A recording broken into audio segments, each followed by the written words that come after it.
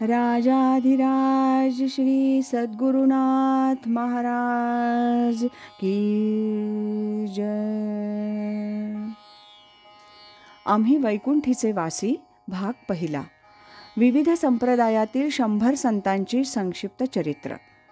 श्री दीपक चंद्रशेखर केळकर सांगली यांनी लिहिलेल्या या चरित्र ग्रंथातील आज ऐकूया संत श्री चोखामेळा यांचं चरित्र. यांची निर्याण तिथी वैशाख वद्य पंचमी शके 1250 म्हणजेच इसवी सन 1338.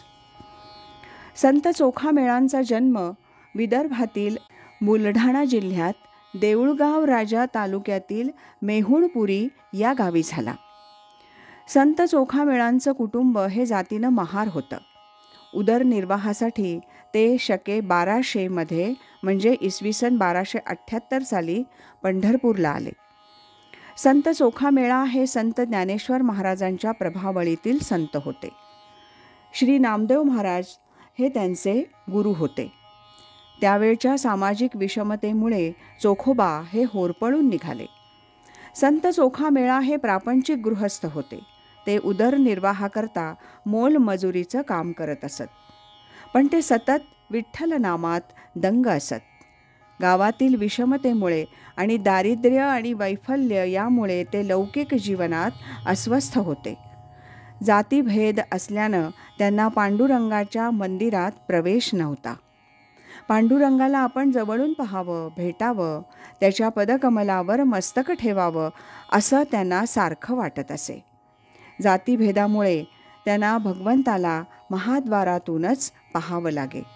परंतु साक्षात पांडुरंगानं त्यांना जवळ केलं. चोखामेळांच्या पत्नीचं नाव सोयराबाई होतं. सोयराबाई गरोदर होत्या. प्रसूत व्हायचा दिवस उजाडला तेव्हा त्यांनी चोखोबांना प्रसूतीकरता जे काही साहित्य लागतं ते घेऊन या असं सांगितलं. त्याप्रमाणे चोखोबा बाहेर पडले आणि बहिणीच्या गावाला गेले. 5-6 तास आलेच नाहीत याची सोयराबाईंना चिंता लागून राहिली. मी कुठनं यांना साहित्य आणा म्हणून सांगितलं असं त्यांना झालं. संध्याकाळ झाली. प्रसूतीची वेळ आली.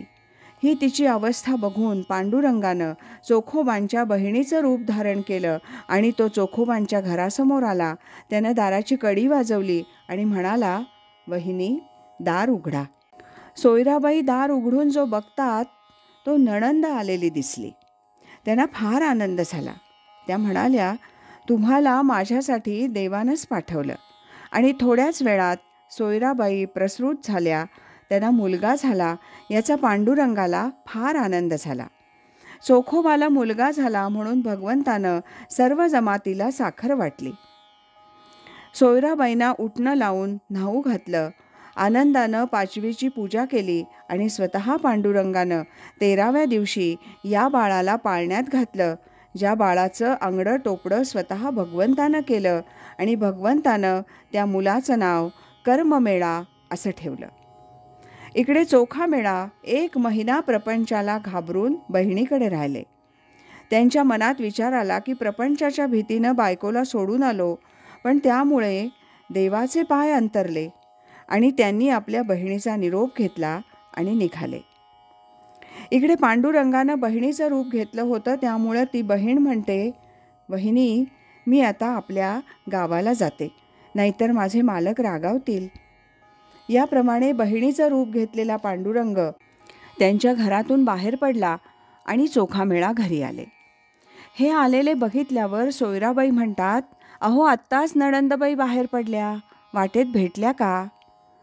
हे वाक्य ऐकल्यावर चोखोबा सद्गदित झाले आणि त्यांना कळलं की साक्षात पांडुरंगानं आपल्या बहिणीचं रूप घेऊन आपल्या पत्नीचं बाळंतपण केलं. संत चोखामेळांचा हा मुलगा कर्ममेळा हाही संत परंपरेतील आहे. या सोयराबाई आणि कर्ममेळा यांच्याही अभंग रचना आहेत. संत चोखामेळांचे मेहुणे बंका महार आणि बहीण निर्मळा यांचे सुद्धा काही अभंग आहेत. संत चोखामेळांचे सुद्धा अंदाजे 350 अभंग उपलब्ध आहेत.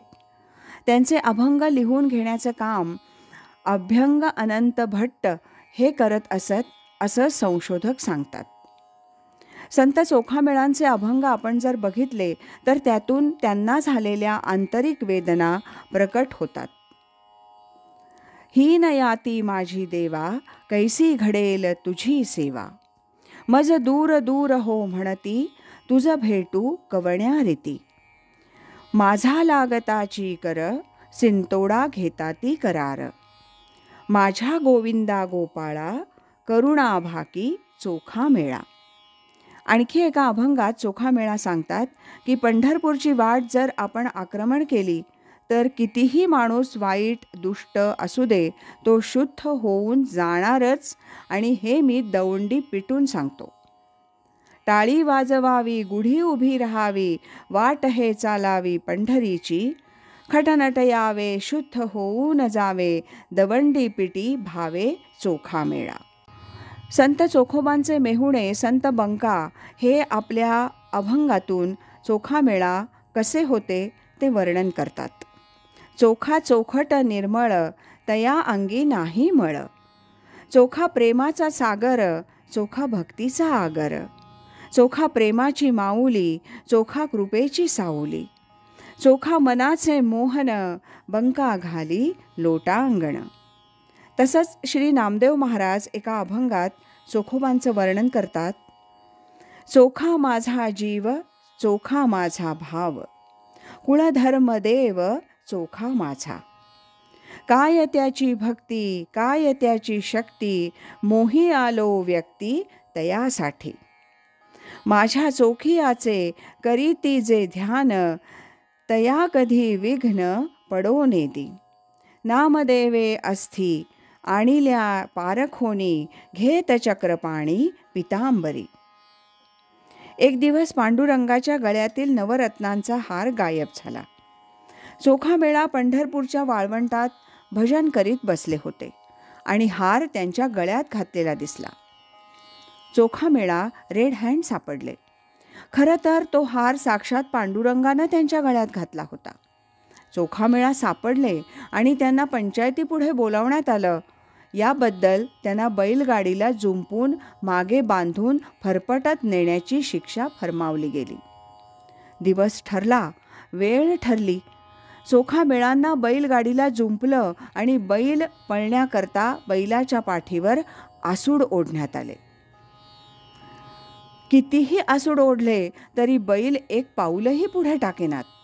हे बघितल्यावर पंचायतीतील लोक त्यांच्या पत्नीला सोयराबाईंना म्हणाले, काय ग रांडे, चेटूक वगैरे केलंस काय? तेव्हा सोयराबाई म्हणतात, अहो भगवंत बैलाची शिंगे धरून उभा आहे, मग बैलाची काय टाप आहे पुढे पाऊल टाकायची.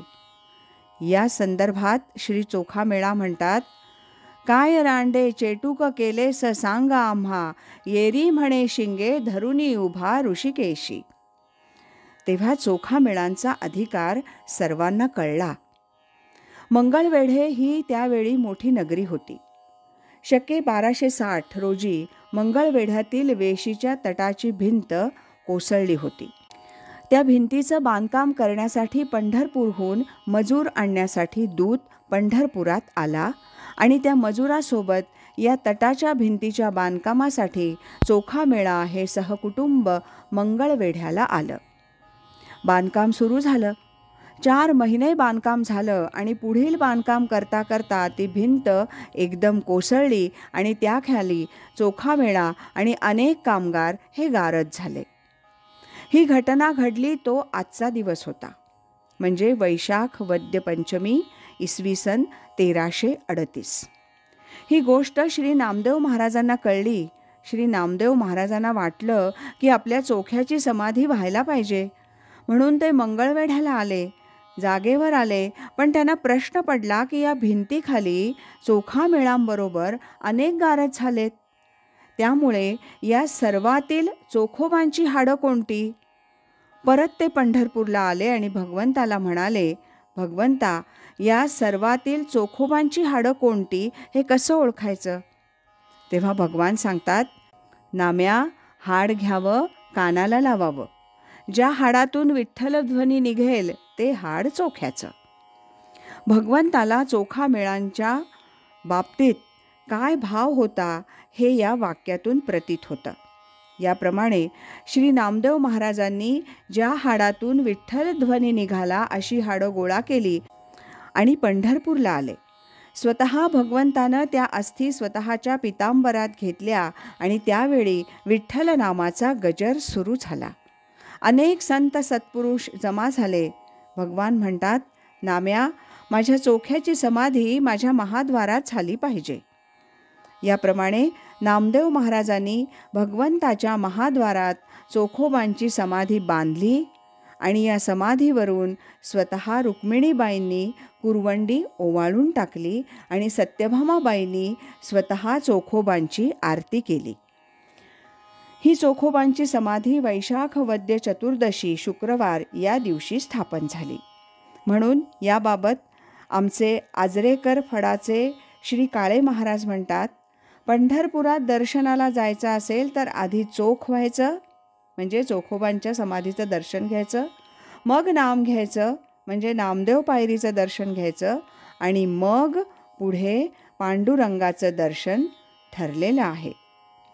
अशा या चोखोबांनी वैशाख वद्य पंचमी इसवी सन 1338 या दिवशी समाधी घेतली. हे होतं संत श्री चोखामेळा यांचं चरित्र.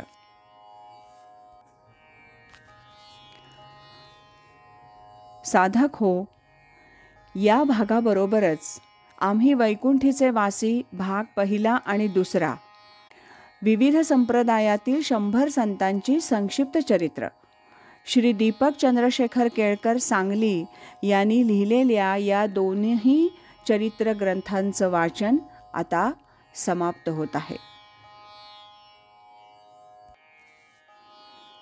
राजाधिराज श्री सद्गुरुनाथ महाराज की जय.